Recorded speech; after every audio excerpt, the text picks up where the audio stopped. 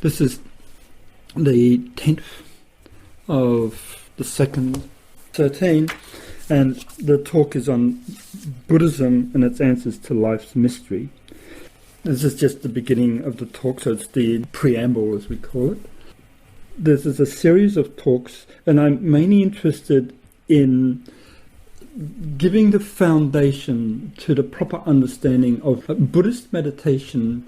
The meditation is Buddhist, and it's infused or integrated with the Western occult tradition of the Blavatsky, Bailey and Helena Roerich background, the Theosophical Society. So it's a certain type of esoteric tradition that reveals the mysteries of Shambhala, the kingdom of God, what enlightenment really is. And it's not based on Kabbalah or Rosicrucianism. The Rosicrucian philosophy and the Bailey Blavatsky are very similar. They stem from each other. There's some modern Rosicrucian schools like Max Heindel that uses Blavatsky's writings as a foundation for what they do. What I'm interested in is developing a series of teachings and giving the meditation teachings that actually awakens perceptions. You can read all these books, like my books, the Blavatsky and all the other books, all these other religious books, but it's not going to teach you much. It feeds knowledge. It may help you develop wisdom and some understanding of life. This always gives you that sort of understanding. But the real wisdom, the real experience happens in meditation. It happens in the visions that come in meditation, and then the teachers that come to you in meditation, and the great beings you see. So the books, the background knowledge, it's like if you're going to a chemistry course, you can read all of the text on chemistry, but until you do all the experiments and play with the chemicals and burn your fingers with acid, you don't really understand the science. And it's the same in this particular field until you do the meditation. And you don't understand what the books are really about, especially with something like a field, like Buddhism, because Buddhism is based on meditation. It's derived from the Hindu philosophy, from the Hindu sannyasin philosophy, where there was mendicants, people walking and doing extreme yoga and trying to gain enlightenment through much extreme yoga. Meditation in itself cannot produce much if you don't have a teacher that can guide you in meditation, explain to you what is happening, and guide you to enlightened beings. The whole purpose of meditation is not just to produce an empty space in your mind, or to feel good, or to produce a few exhilarating experiences, or to get some visions or impressions. The whole purpose of meditation is to alter your worldview, to produce what in Buddhism is called enlightenment, to give you higher insights into the nature of life, the nature of death, what happens in the life after death, and reincarnation experiences, sometimes the future, and to work upon yourself so that everything that relates to you is understood completely, internally as well as externally, and to see the way that you are evolving over a sequence of lives. What is it that makes enlightenment? It's a whole transformation. It's not just there for a bit of peace of mind so that you can meet the problems of these difficult times that most people live in now. So it's this process that leads to enlightenment that I'm concerned with, and which is what I want to teach. I don't mind if people come and learn basic meditation just to help them, to learn how to breathe and learn how to be quiet internally, learn how to control their emotions. This makes them a better planetary citizen. But meditation is also tied in with what in Buddhism is called the bodhisattva path. And this is the Mahayana Buddhist stream. A bodhisattva is one who has, in the Buddhist philosophy, made a vow to never cease striving until all sentient beings have been released from suffering, and only then will they gain enlightenment. It's the path of compassion, of always giving to all beings, and only through giving can you yourself rise into the higher domains, to enlighten. The path of compassion is quite important. The Sanskrit terminology is called karuna. This bodhisattva path is what also the meditation is about. The form of Buddhism that I teach is, of course, Mahayana, which means the great vehicle. Maha means great, yana is vehicle. Especially the Tibetan philosophy, of course. I have been a Tibetan monk. Tibetan philosophy, there's four main schools. There's the Gelugpa, which is the yellow hat, and the Dalai Lama follows this particular form of Buddhism. It's reformed Buddhism, founded by a great being called Tsongkhapa in the 5th century. The yellow hat school, for instance, of the Dalai Lama, they do a lot of debating. It's called consequential school, so they debate with each other, and through debating the high philosophy, they gain much wisdom, much understanding, and I've got to study the books in order to overcome somebody else's logic. There's quite a formula, and so they spent years just learning how to debate. So you can see this is very much the training of the mind. And the Kagyupta sect is a Red Hat sect, and that was founded by Milarepa about 1,000 years ago. And this is a form of Buddhism that's very much based on meditation.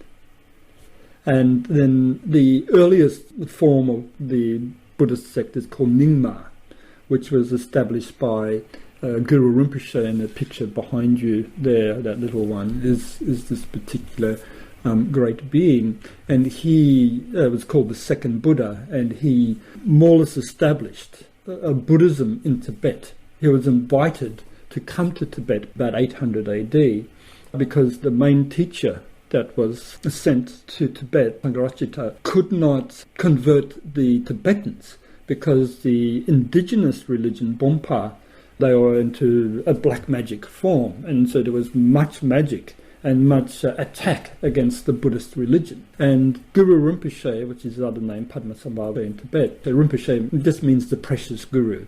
And so he was a tantric Buddhist. He was the greatest tantric Buddhist of his time. And so he had developed all these psychic powers, which in Buddhism is called siddhis. So siddhi means psychic powers. And so he was sent to Tibet to exorcise Tibet of the demons, of the spirits of the black magicians, and to establish areas that were clean of this influence so that the white Dharma, as it's called, could be established. In the first monasteries, like at Samye, which was the first monastery in Tibet, so the monastery system could be established. And then the teachers could come, being protected from psychic emanations from attack, and establish the religion, teach. With meditation, of course, you're looking at the inner universe, your chakras, what we call the nadi system, the energy field, the energy bodies. So this whole world of chakras and of understanding what the chakras are, understanding what a human being really is. And of course, you all know that this body is always transforming. It's never the same. It's always changing. It's part of what in Buddhism is called maya, illusion. And we live in a transitory world. It's always changing. It's phantasmagorical. And people get attached to it, and we call it samsara, the wheel of birth and death. It's birth, death, and all the time. And people think that this world is real, and when in fact it's illusional. And so the whole philosophy of Buddhism is to overcome the illusionality of samsara, to gain reality. And reality is defined as shunyata, in one way of main defining, which is the void. Now, I'll try to explain these terms later. So you have to understand, as you can see in this particular world, what people learn in this materialistic world that we have here is materialism. They think that only that what you see and touch and feel and taste is real. Whereas for Buddhism, and of course Hinduism, it's all illusional. What is real is what comes by way of the mind. What you see and touches, these are what's called the five sense consciousnesses. and they're interrelated by the intellect. But for the Buddhist world, like all of these deities, these are all aspects of mind. They're peaceful or wrathful attributes of mind. All is mind in Buddhism. And Descartes said the same thing 2,000 years after the Buddha. But all is mind. When you start to control your mind and understand and analyze your mind, which is what meditation is all about in reality, then you start to understand the subtler forces that constitute what phenomena is. You'd actually do nuclear physics without needing all of that equipment that nuclear physicists need, because you do your physics internally. You can see the atom, you can see all of the energies that make up space. And then in meditation, you begin to control the energy fields of all phenomena. And therefore you control substance and the nature of the manifestation of phenomena. Control of the nature of manifestation of all phenomena is what they call siddhis, these psychic powers. And for instance, the Buddhist monks can fly through the air. So there's many stories about that. And things like walks through rocks. There's, of course, telepathy and clairvoyance and clairaudience. This is all part of what is natural in Tibet. Now, when you go back away from this modern era, say earlier than 150 years ago, all that history is really the history of magic. People were, women mainly were burnt at the stake for witchcraft in medieval, in relatively recent European history, and that's just the West. But all the way through the world from then onwards, it's the history of magic. Black magic versus white magic. It's all got to do with the control of these types of forces. So what you learn in Buddhism, in yoga and meditation is this form of magic. And for the Buddhist, there's no sort of contention, there's no argument about this psychic side, about this magical side. It is only this Western materialistic world is their problem. But before that, and get magic and psychic powers and all of these some type of phenomena as just part of their living. As you can see, I'm mainly talking about Tibetan Buddhism at this stage. In Tibet, one of the beautiful things about that particular area is very high up in the Himalayan mountains. The whole country was relatively sparse. There are not many people. And they lived very simply, yak herders, and that was the indigenous Tibetans. So they didn't have all of these problems of pollution and cars and television and, your computer age and all of this stuff to confuse their lives. It was just simply, they were very, very much in tune with all of nature, and the rarefied atmosphere of the high Himalayan mountains facilitated the development of psychic powers, of magic, and assisted the great yogis to gain the highest transcendental power.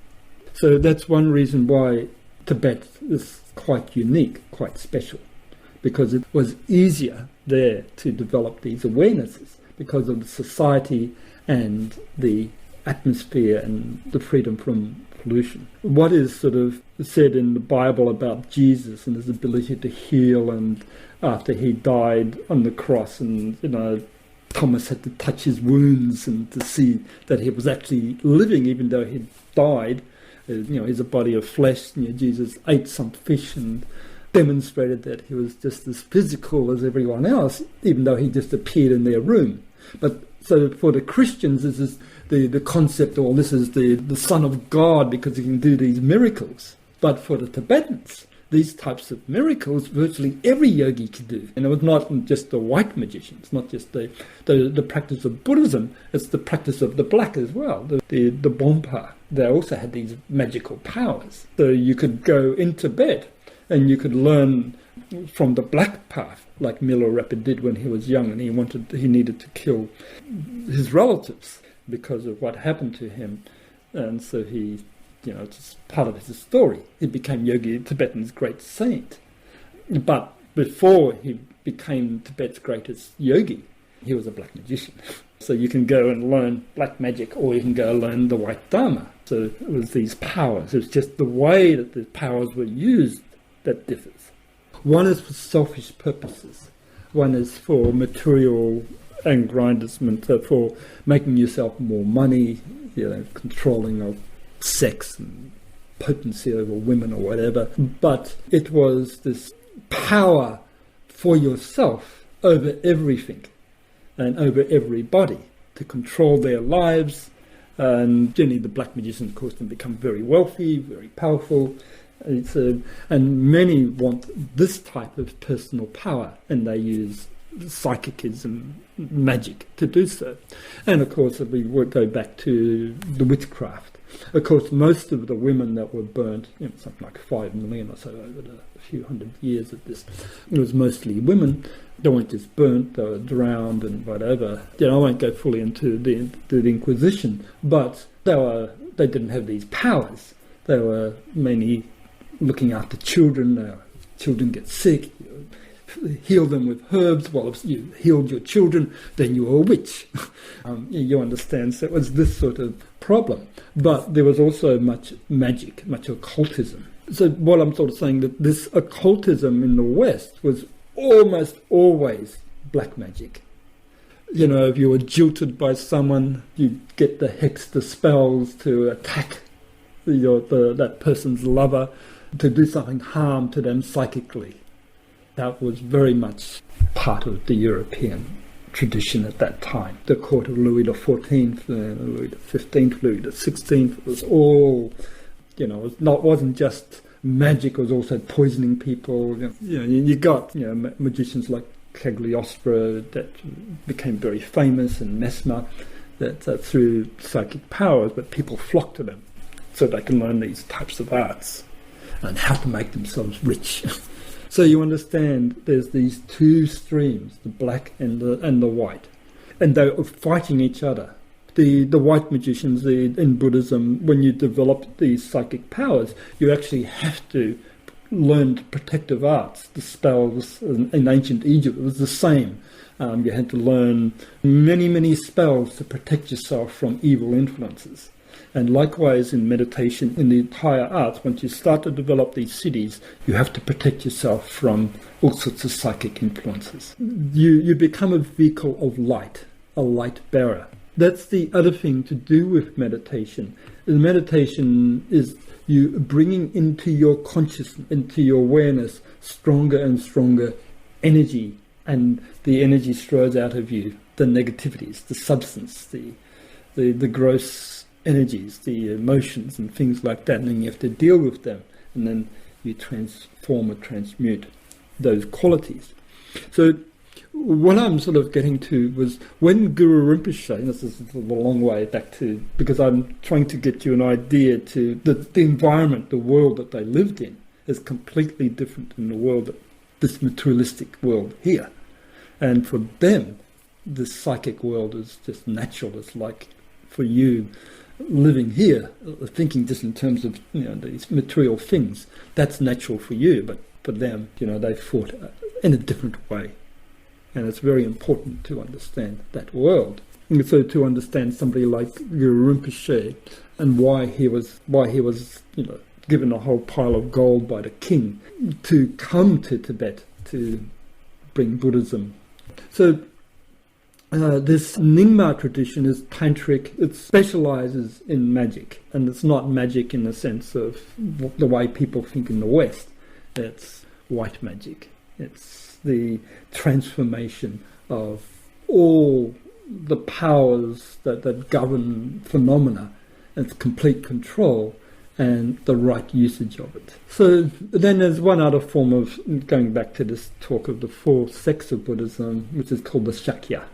And that's not so predominant, and they have a type of hereditary system for the way that their lamas evolve. Whereas with the other 3 sects, they think in terms of Rinpoches. Now Rinpoche means precious one, and they're reincarnation of great ones. And basically the first Rinpoche in Tibet was the first Karmapa who was the most senior student of Milarepa's foremost disciple, who was called Gampopa. The first Karmapa was Gampopa's student, and when he was ready to die, he said, "Look for my next incarnation in such and such a place, and there you'll find me." And so then his students went and found this little boy, and because that's where the guru prophesied he would be. And then the little boy had all the powers that they were looking for. And so this whole Rinpoche system started by this tradition of the great ones when they die.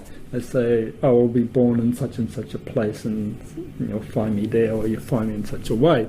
But it very quickly became political, because there was great power. Once you were enthroned, then you were given monasteries and all the rest of it. So I won't go fully into this, but it became very, very political and then abused, the system. But therefore you get the Dalai Lama, who's the 14th incarnation of the same being according to Buddhism. So he's incarnated 14 times because 14 times he said I'll be born in such a way. And then they go out and look for him. So you've seen the movies on this, I'm sure, like the Little Buddha and whatever. As I said, it's been abused and it's not correct, but it has its foundation in this type of world that they live in. And of course, believe in reincarnation. Now, the Buddhists believe in reincarnation, but they think in terms of 6 realms. The way that the Buddhists think of a human being is in terms of a life stream, a consciousness stream, as I call it. You've maybe heard the band called Santana, but Santana anyway means this consciousness stream.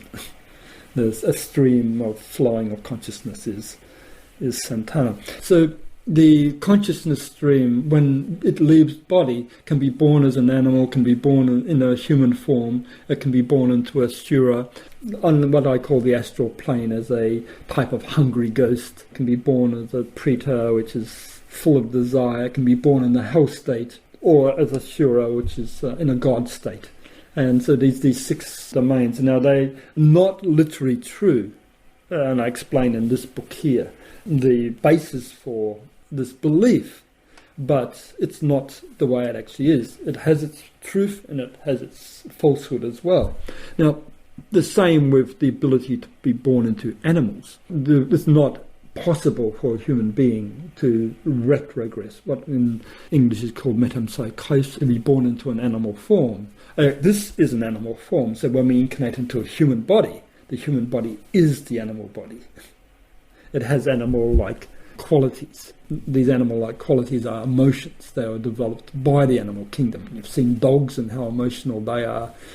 People like those dogs because they feed them emotions, and the dogs jump on their laps and do all these sorts of things. This is the animal body. The Tibetan representations of all of these emotional qualities, like in the Tibetan Book of the Dead and the tanka behind you, you find that you have humans with animal-like heads as their wrathful deities, and these are samskaras, the qualities that have been developed from past lives that you have to transform from the emotional animal-like form into the enlightenment attribute.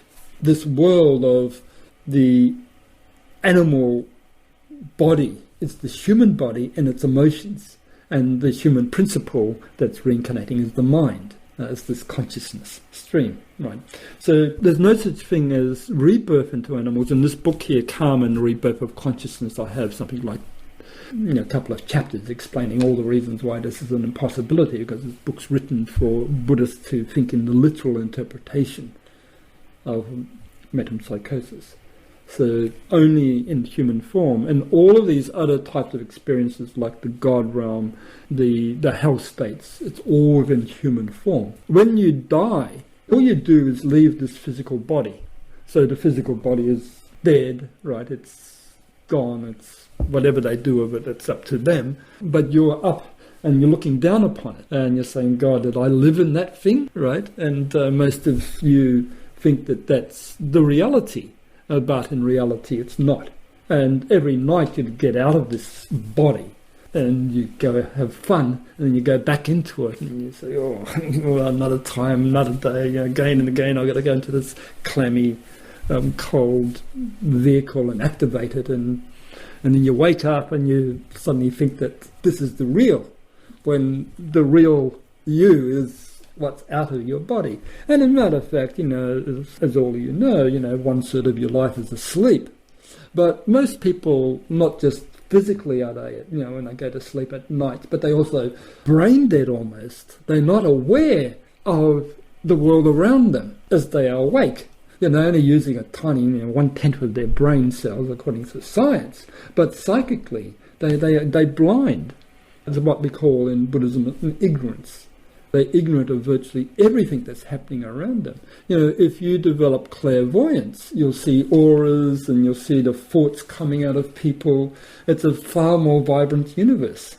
Whereas people are completely oblivious of this world. And they're not even aware, you're looking at the internet and you're seeing all the news, the true news that's happening on the internet. But if you're going onto the mainstream media and watching the television news, and then you get the lies that are taught to you. So they're not even aware of the reality of the world that they're living in. Most people don't understand science or physics and the complexity of quantum electrodynamics, for instance, which is nuclear physics. The reality of subatomic particles and what really makes up, like Einstein's theory, energy equals mass times the speed of light squared. Energy and mass are interchangeable. So most people have almost entirely blind to the greater reality around them, and the only thing that they focused upon is their bodies and the immediate environment of their bodies, the family, the things that they're eating, their drinks, or whatever is giving them pleasure or sometimes pain. That's their world. But it's such a tiny little portion of what is really happening to them. And what's incarnate is this consciousness stream that's lived again and again and again in many, many lives of experience. And when you go into reincarnation, the rebirth, you'll see that one life you were in Germany, another life you were in, say, Tibet. You've had all of these lives come and go. And in most people's consciousness, the present day waking consciousness, all of that's forgotten. They've forgotten everything that's happened the night when they were asleep. 8 hours or so out of your body, and it's all forgotten. Maybe some tiny little glimmering of a memory of something that's come in a distorted fashion. And all the thoughts that are coming into your mind from out in this environment, you're not aware of. You don't know how your thoughts are being changed by that world, this psychic world. And so this Buddhism and meditation is to awaken you to that world. And so there's these different schools of Buddhism, which I've just given you, say the 3 main schools in Tibet. They have their different ways of awakening you, from the consequential school more through debate and argument, through rhetoric, and the Kagyu with the meditation tradition of Milarepa, and then the Nyingma, which is a meditation tradition but more focused upon magic, on Tantra. Now the Nyingma is the highest of all of these methods, but the ability to be converted into black magic is much greater. So there's a lot of Nyingma sorcerers. They're wearing the Buddhist robes, but in reality they're black magicians. And it's, because that's their tradition. It's easy to be seduced by, use Luke Skywalker, the dark side of the Force. And so if you understand Darth Vader and how he was converted, then you understand the path of the black magic, whereas you're learning to use lightsabers. So this whole tradition of India, this whole way of thinking of, and you can go from India all the way through to ancient Egypt and before that to Atlantis, this whole worldview was one of magic and overcoming the natural forces of nature.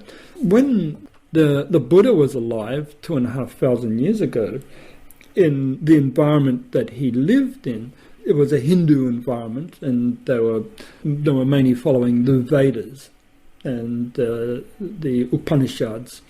And there was a yoga tradition, but as I said, it was extreme asceticism. And the Vedas and the Upanishads, there was a lot of ritual and mantra that they had to do. So there's lots of ritual and mantra, and it depended on which caste.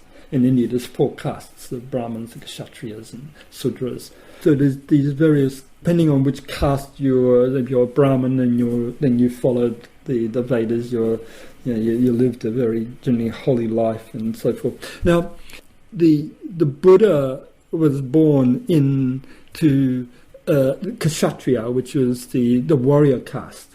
Now the warriors are the king, right? They conquer, they rule. And when they conquer countries, and they rule, and then their sons inherit, and so you get this kingdom formed, right? That's the warrior caste.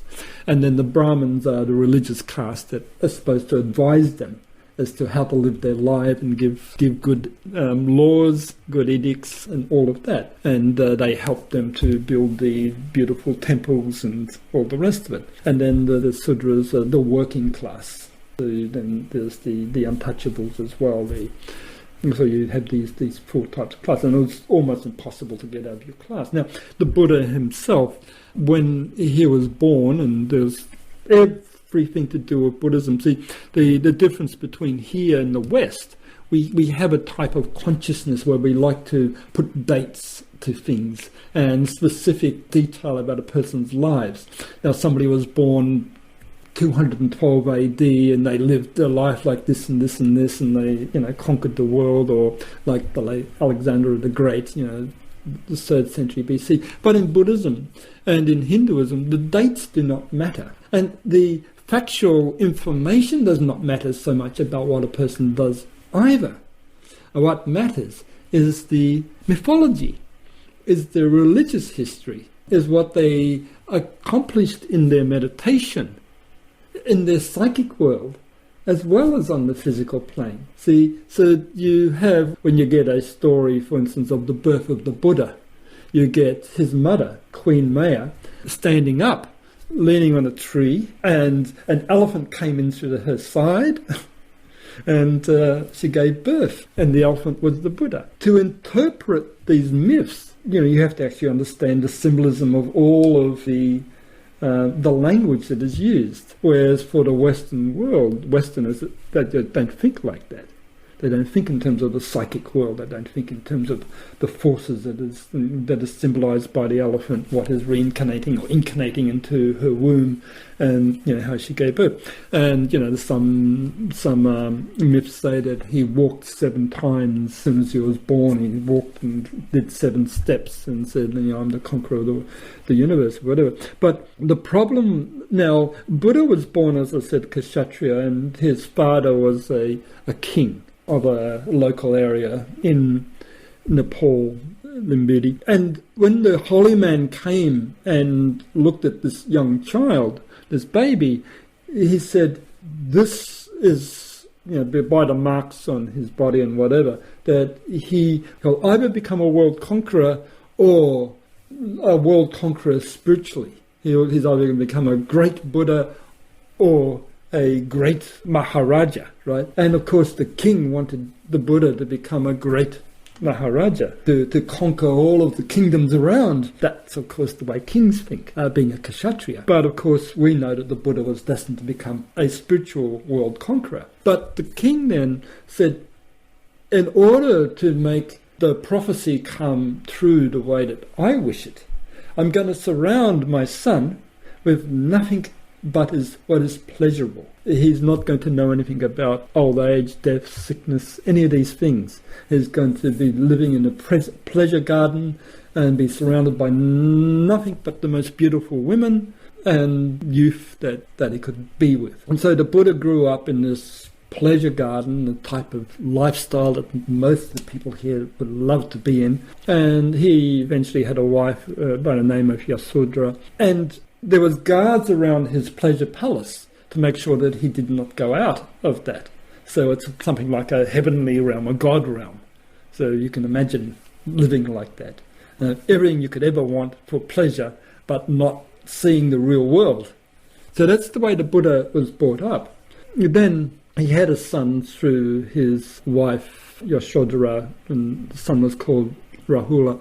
And one day he went out of his pleasure palace with his charioteer, and he saw an old man, and he said to the charioteer, "What is this? I've never seen anyone like that." And the charioteer said, "Well, everyone will get old. Nobody's got to stay young." And of course, this was a great revelation for the Buddha. What? Old? And then, he came back and had to think about this concept of growing old. Then he snuck out a couple of times, and then the next time, he saw a sick person and a corpse, and then somebody wearing religious robes. And so every time he went out, he saw something he was not supposed to see. In other words, the world outside, the way it really is. People get sick. What? Sickness, disease, suffering. People die. And of course, there's a religious person that's walking around, sort of, a sadhu. So quite easy to see because they're wearing yellow robes and very, very skinny bones and all that. So then the Buddha inquired about these things, and so he learnt that was what life was really about. It wasn't just a mass of girls around him and all those, everything that was pleasurable. It was everything else. And he said, well, if this is what life is really about, what am I doing these things? And then, he realized that his son was a fetter. So he decided to relinquish all of his jewels and all of his pleasurable things and become a sadhu. And so he took off his most beautiful clothes and all his jewels and rings and left them behind and just wore the sadhu's clothes, and then went out with his charioteer to become a religious figure. When he became a sadhu, he became extreme sadhu. He had a following, mainly 5 ascetic. And you have pictures of the Buddha in this particular phase when all his bones were showing through, the skin was just wrapped around his bones, and this was, and he'd eat his own feces and things like this. So, and sort of inquiring after something like 7 years of this type of life, he said, why is it that no matter how much severity and penance I do and meditation I do, I'm not 1 inch closer to enlightenment, not 1 inch closer to this goal? And so he asks this question inside him, and all his fellow sadhus said, well, just continue practicing. But he'd really seen that this was not getting anywhere. So basically his lesson was that the extreme, so you get from extreme pleasure to extreme penance and suffering, if you want. And so then he decided to sit under a tree, which nowadays is called the Bodhi tree. And he sat underneath this tree of wisdom. And a cowgirl then came past and offered him some curd, which is yogurt. And so he just said, well, I'm going to break my fast. And he decided, he drank the curd, he took this. And when he broke his fast and, in other words, started to eat again, then he sat underneath this tree for 49 days and then battled the forces of Mara, the forces of illusion, the demons. They attacked him in every which way. There's all sorts of images of them, you can imagine all the sorts of things that attacked this young sadhu. And then finally he put his finger to the ground and said, I'll take the earth as my witness. And anyway, he vanquished Mara, he vanquished all of these demons by his meditation and not falling victim to all of these illusions, these psychic illusions. Now, everyone that goes into meditation properly, if they don't have a proper teacher, will be assailed by what I call the forces of dark, the psychic projection, their own thoughts, their own animal-like nature. And they actually have to battle these. And they need a teacher to guide them through in order to cleanse themselves of these thoughts and then to become radiant. It's not like you can sit and become enlightened in a year or two. It actually is a whole process. And it depends on what you've achieved in your past lives. The Buddha did all this by himself without a teacher. Then he gained his supreme enlightenment And then he sat for another long period of time, wondering whether on earth he could give this teaching to anyone, because it was so difficult. Anyway, then he decided, yes, he had to give. And so then he walked to find his former fellow ascetics, and he found them at a place called Benares. So there he found them, and of course they saw that he had renounced extreme asceticism, and then he gave him the first teaching called the Dhammacakkra, the turning of the wheel of the law. So the teaching that he said is that you cannot gain liberation through extreme yoga. You cannot gain liberation through indulgence in the senses. You have to do it through the middle way, the middle path. And so it's the whole teaching of the middle way, which is what Buddhism is about, between the extremes. And so we call that, the Sanskrit term is Majjhimika, or Majjhimaka Pratipad, the way of walking the middle way. The first five were the ones that came, and they were the first 5 monks. And gradually more and more came to him for the teachings, because of the luminosity, the radiance, the wisdom that he had. It was just absolute wisdom. Everything that anyone asked him, he could answer, and it was with extreme, every gesture, every emotion was just perfect. And if you saw him, his aura, his radiance was for miles. It was, it was just absolute peace and serenity around him. And so he quickly attracted followers, and then the monks were given bowls. They were ordained. They had the tonsure, they had their hair shaven, and they were given their robes and then the bowl. And so they were asked to go and beg for food and eat once a day. So once a day they had a meal, and whatever was given to them, that was what they were to eat. So this was, in a sense, the middle way. And so they're wandering mendicants. This story, of course, you can read in detail of any basic Buddhist book, but this is just the overview of the type of lifestyle. But the important thing, of course, is this concept of the middle way between all extremes. The first teaching, the turning of the wheel of the law, is the Four Noble Truths, and which is what he regarded as self-evident. The first of these truths is all life is suffering. In other words, you can have your happiness, your pleasure, and all of that sort of thing, but sometimes you're just going to fall into suffering, unhappiness, misery, and whatever, and then you can go back into your pleasure and happiness, and then back into misery. But ultimately, all life is suffering, because you get sickness, disease, old age. All of these things cause suffering. You may start off happy and all the rest of it, but when the sickness happens, and then there's war and famine and pestilence and all of those other things that afflict humanity. So even the rich can't protect themselves from those things. Even kings, have to worry about wars or some invading sort of army sort of coming in and so forth.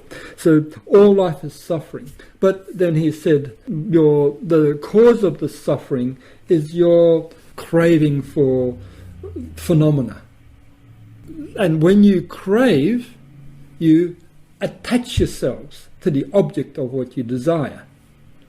And whatever you desire, the object of your desire, the object of your craving, is impermanent. It does not last. So you attach yourself to something, and it's going to die, it's going to corrupt, a relationship's going to break up.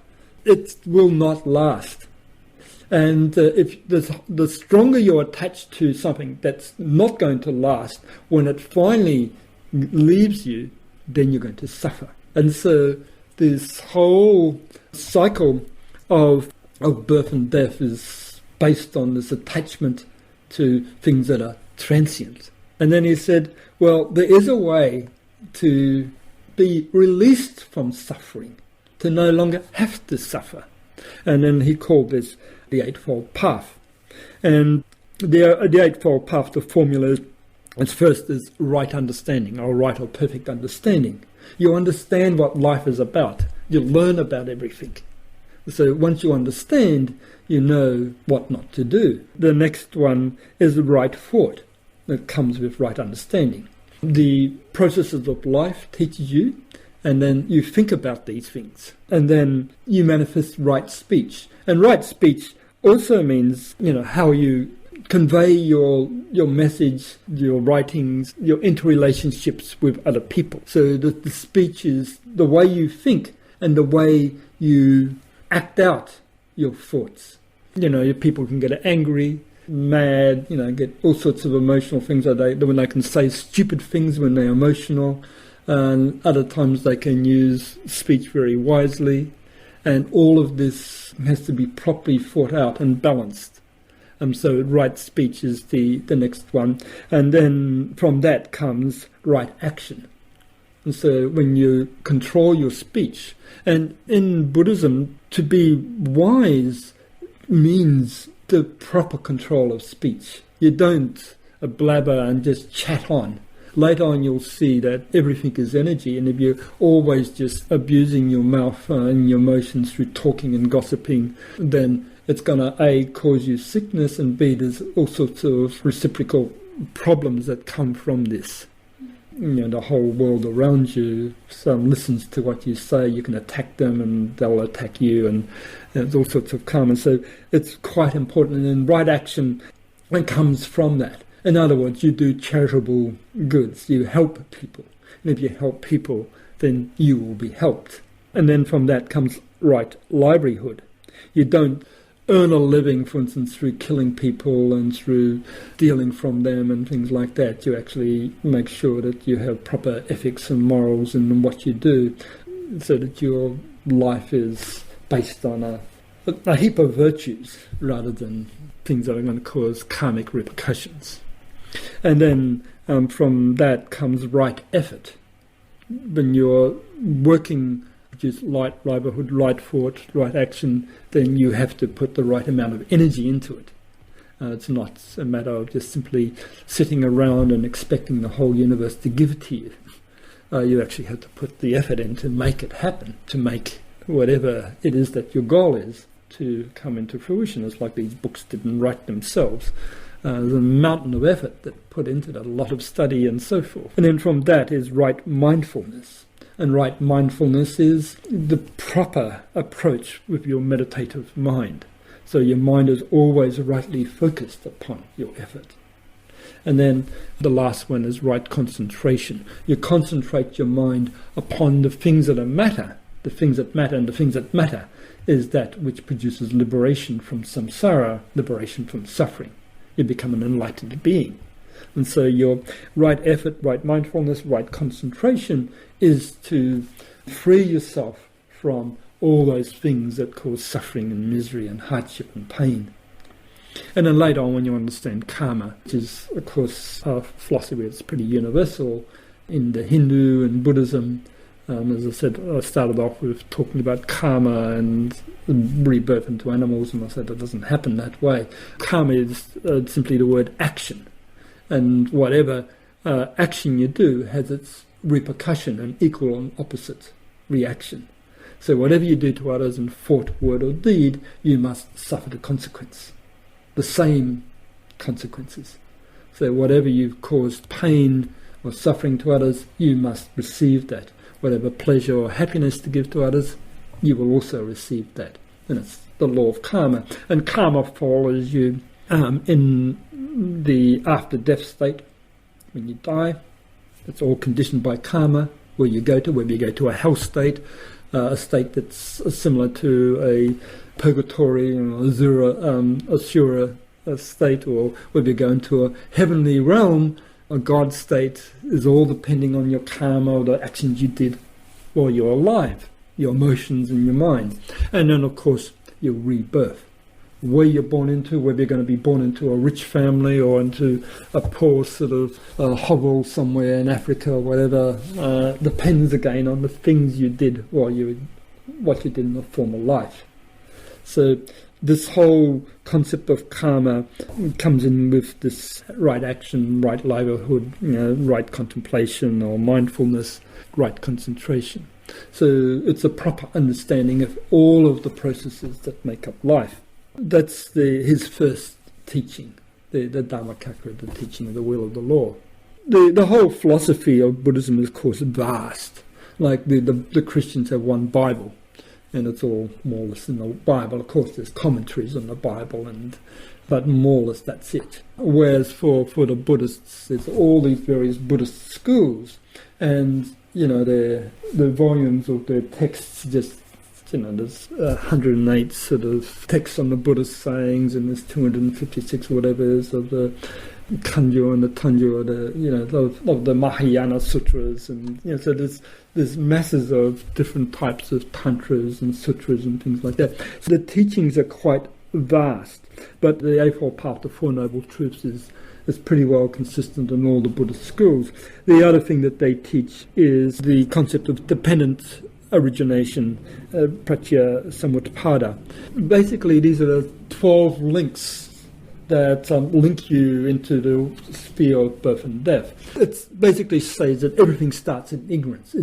Your state of ignorance tells you what you do. Because you're ignorant, you do stupid things. You create for yourself lots of karma. And obviously, ignorance is creative of darkness, and so you're evolving to become wise and enlightened. And so to become wise is to overcome ignorant states. And in my writings, I talk much about ignorance and its relativity. Because everyone, no matter how enlightened you may be, you're still ignorant to some other higher level than what you are. So everyone is going through cycles of overcoming ignorance, different levels of ignorance. Even if you read all these books here, that gives you some sort of knowledge, but you'll be still ignorant on some states, some things to do with the psychic phenomena and the tantric arts and things like that. There's level after level of things to learn. There's never ever an ending to knowledge, to awakening. The Buddha, for instance, the enlightenment really means the awakened one. It means you're awakened. You're no longer ignorant. Your mind is cognizant of everything that is happening to it at all times. As I said before, most of you are walking around with only a tiny portion of your minds actually functioning properly. You're only seeing a tiny portion of what's impacting upon you. And as I said, you don't know what you're doing now, why you're sitting in this room, for instance, what lives and what did you do in your former lives that's making you come to learn now. So this type of lack of knowledge is what being awakened overcomes. When you're awakened, when your mind is luminous, you will see why we are sitting here now, the lives or the actions of the past that have brought you here, and where that is going to. So it's this whole stream, this consciousness stream, this santana, which you're part of, and you see the stream from the beginning to the ending at any time, or the little bit of it that's in the now. I use the term eternal now, again, when we talk about being awakened. Most of us, we live in the past, the present and the future. We remember the past, what's part of our memory. You can go back when you were, say, a 5 or 10-year-old girl, and you can sort of remember what you did then. You can't remember it all, but you can remember some of the important things, and you can trace those actions right to where you are now. And you can't really think of what you may be doing 5 years from now. It's not really part of your awareness.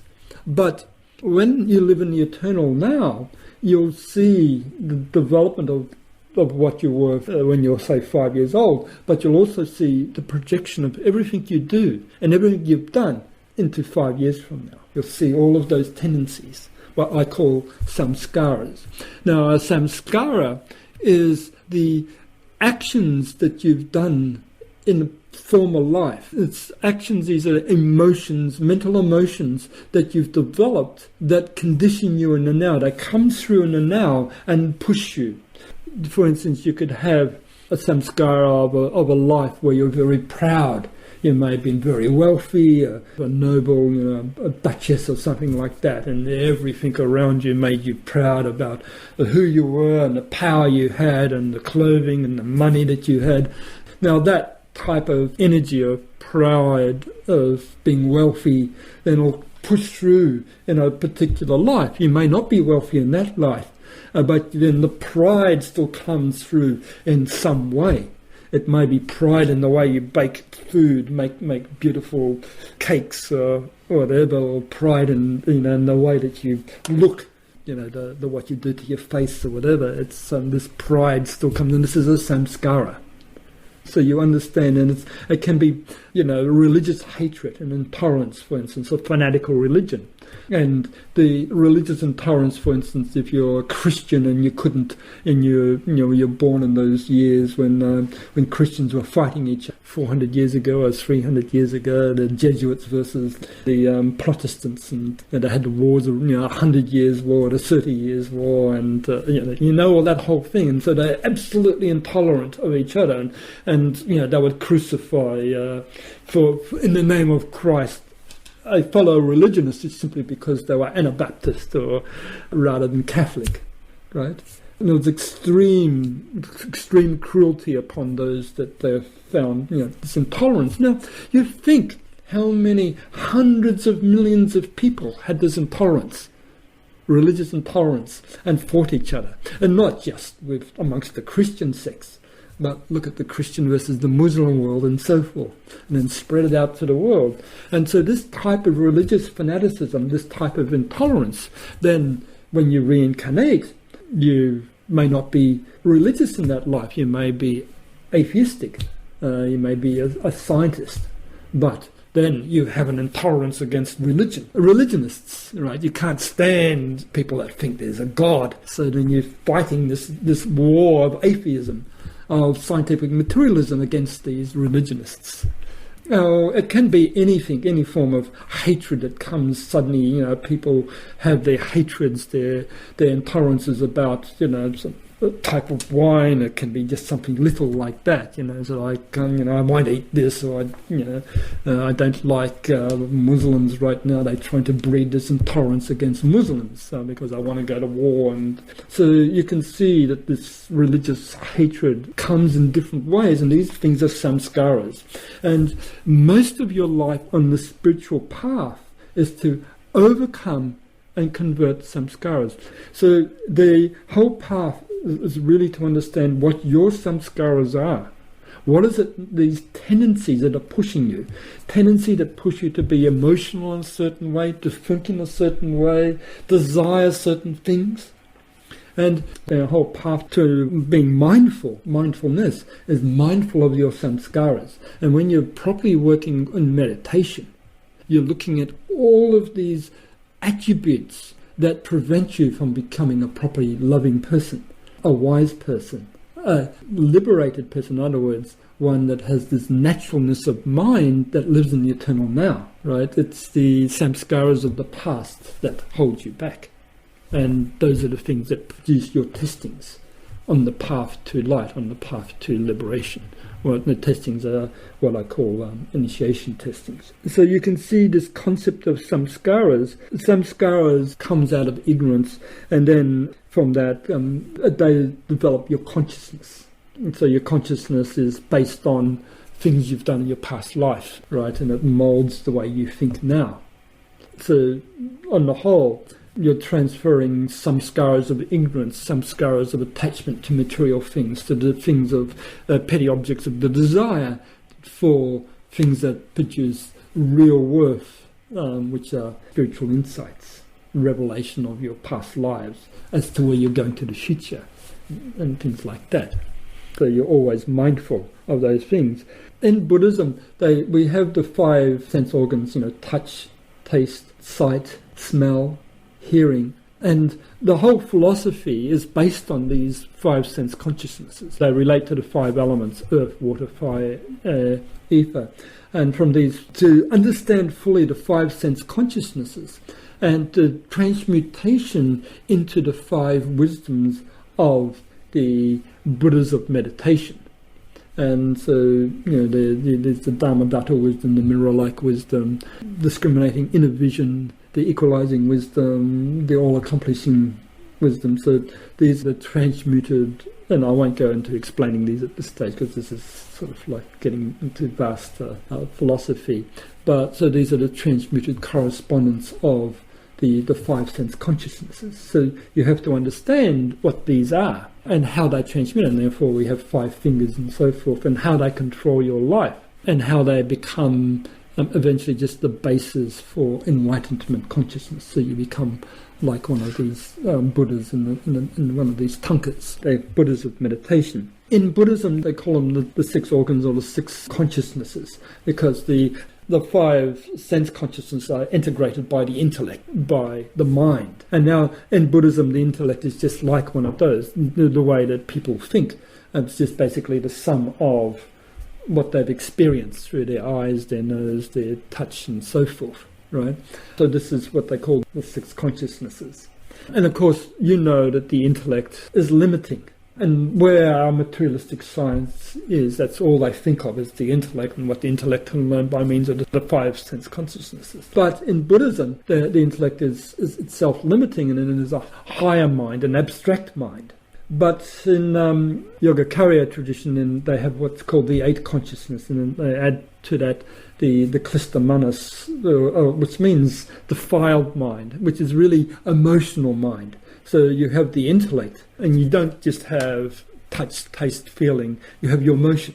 And then the emotions come and modify all of these and produce this whole potpourri of what I call can of worms, as wiggling maggots of desires, and what most people live in and think that is real, and people love the emotions. But it's death dealing.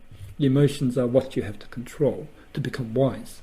Emotions keep you into hell states. Happiness, hell, it's the same really. You go from one to the other quickly. The emotions do that. They push you one way or the other. So this is klista manas, defiled mind. And then the eighth one is called alaya vijnana, the universal store of mind. And so the alaya vijnana is all mind, every aspect of mind, and the store of all of that. This whole philosophy is, you can see, it's all got to do with a proper analysis of mind. And they have many definitions of mind and attributes of mind. I won't get into that because that's what all these books are about.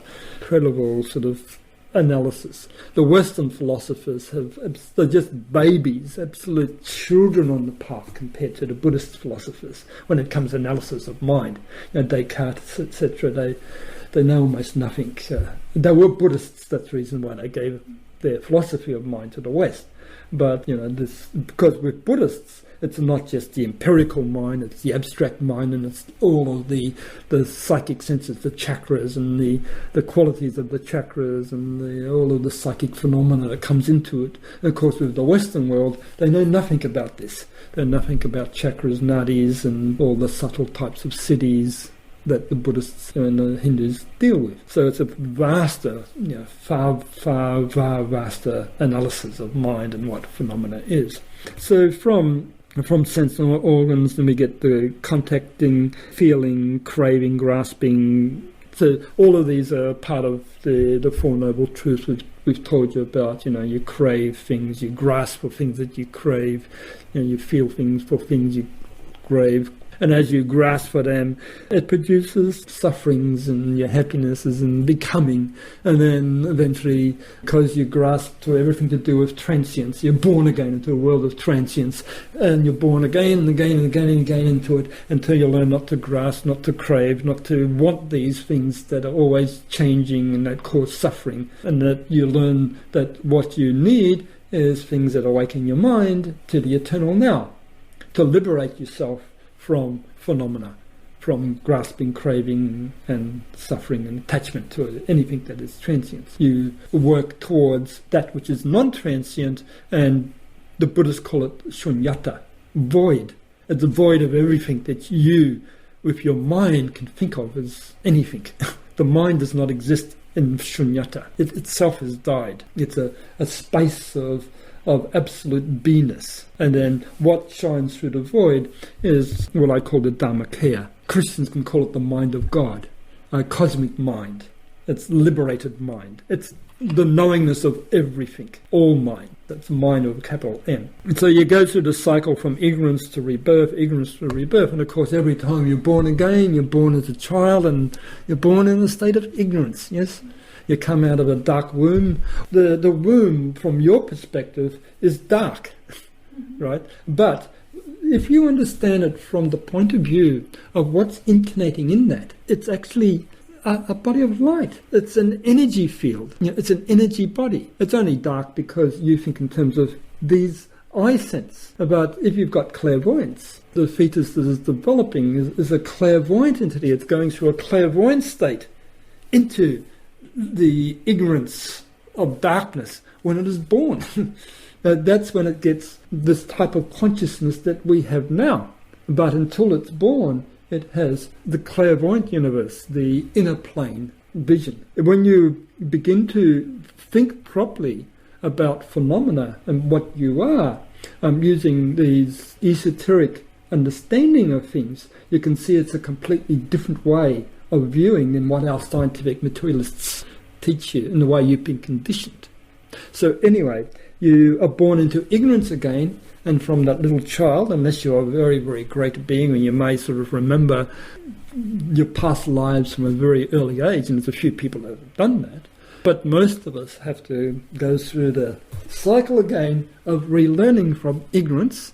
You toddle on the way and you learn how to fall, and then you pick yourself up and you cry and you fall again, and eventually you know how to walk, and then you have to learn how to not touch fire because it's pretty, of course it's going to hurt you, and the mother is helping the child to talk, and you can see the whole process starts again for all of us, yes? And until there's no more need to be reborn, because we've mastered everything that life can teach us, and then you are a liberated being. You may still be attached to the earth. And that's what a Buddha is. A Buddha is a non-returner. A Buddha is one who has learnt all the lessons of life, has mastered every aspect of phenomena, and is so far advanced as far as humanity goes, that the Buddha no longer has the karma to be involved with them. The karma is relinquished, it's released, because what the Buddha could teach humanity is too far away from where they are at. He must go into the cosmos, to greater human beings, if you want, that have done what he's done 1 million years ago, 2 million years ago, 10 million years ago, 1 billion years ago. And they're his teachers. He has to learn from them. And so there's many more Earth spheres in this cosmos, that our Earth is at a certain stage of evolution. Some may be 1 million years ahead of the Earth in evolution. Some may be 1 million years behind.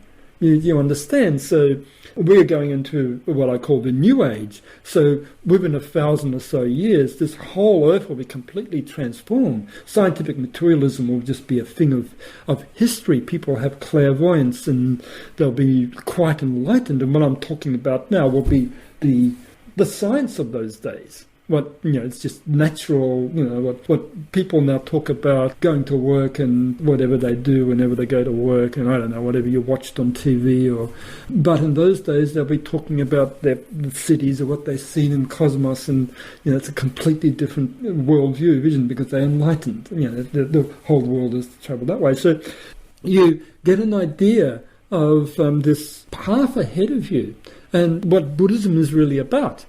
Of course, not everyone in Buddhism, most of the monks, and believe me, I know, are ignorant of most of what I'm talking about here.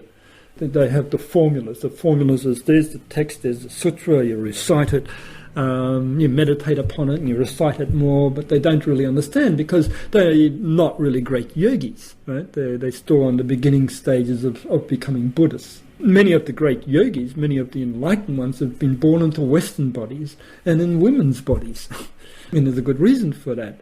Where you're going to, therefore, is to get away even from the domain of mind, from the concepts of thought, anything to do with having to use your mind to think things out. Eventually becomes below the threshold of consciousness. It becomes an instinct, automatic. What takes its place is intuition, is spontaneous knowledge, spontaneous revelation. Within a fraction of a second, a millisecond, you've already seen the how, when, why, and where it's going to of any phenomena that's manifesting in the now.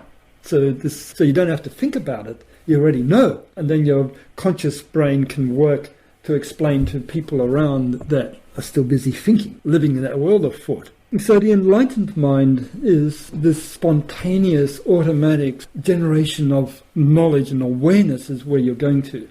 So you understand this is again what meditation is teaching you. Producing samskaras. Now remember I talked to you about samskaras to do with such things as pride and selfishness and those sorts of things. But you also have samskaras from being loving people, from being compassionate people, from being yogis in the past life. And so these samskaras is what's pushing you on to learn, to know, to want to meditate. And that's why you're sitting here, because you have developed a whole pile of these types of samskaras, which most people around you have no conception of. They're still busy learning how not to crave things, how not to be selfish, how not to wish for a mountain of money. Money's good, but it's not what life is about. There's also in Buddhism called the 6 paramitas. Charity, morality, patience, vigor, samadhi, which is meditation, trance, and wisdom. Now, these are called the great virtues. So Buddhism is all about compassion.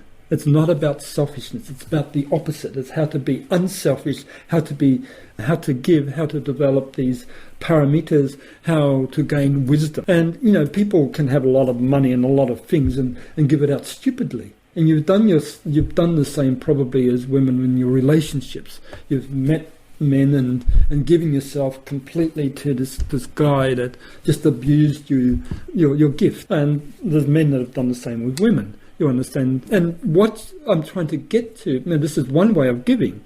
But there's another way of giving is the resources of your things. You can give it away stupidly, or you can give whatever you've got to give away to the right targets, to the right people, to people that can really benefit from what you've got to give. And it's the same with what the energy that you've got to give with your emotions, with the time you've got. You've only got a certain amount of time, so you're not going to spend talking to somebody that's going to draw from you your time, and they're not going to benefit from it. So this wisdom and how to rightly give, and that's what wisdom is to know the right gift at the right time for the right purpose to produce the right result. As you become wise, you know to do the right things in a wise way rather than to give in a stupid way, right? And this is always part of your meditation, the path ahead of you. And patience is quite important. That's one thing I'm still trying to learn. I'd like to have more students here sitting, and I have to have the patience to wait and see what happens and why there's not people here, or the patience to write a book like this, which is 1,200 pages, and it takes X number of years to get it through. So you understand that this concept of charity, of giving, of patience, of wisdom, the vigor means, of course, with the energy you put into something, that's, you can't just sit around and think it's all going to happen. Likewise with my book writing, unless I sit there every night. Sometimes I want to do something else, but my book is sitting there, and I know that unless I do it, it's not going to get written. And I have to do this and this and this and study, look at this and look at that. You've got to put energy into it. And unless you put the right sort of energy, it's not going to be accomplished. So these are the great paramitas.